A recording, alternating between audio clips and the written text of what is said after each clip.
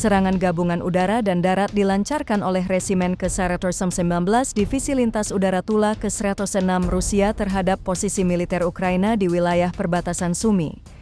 Rekaman pertempuran beredar luas di Telegram pada Minggu, 29 Juni 2025, memperlihatkan jalannya operasi tempur tersebut.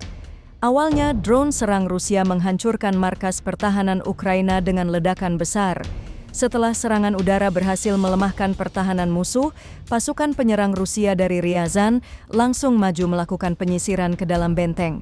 Dalam video terlihat pasukan Ukraina yang berusaha bertahan di dalam markas berhasil dilumpuhkan. Benteng yang sebelumnya menjadi titik pertahanan militan Ukraina berhasil direbut oleh pasukan Rusia tanpa perlawanan berarti setelah serangan awal.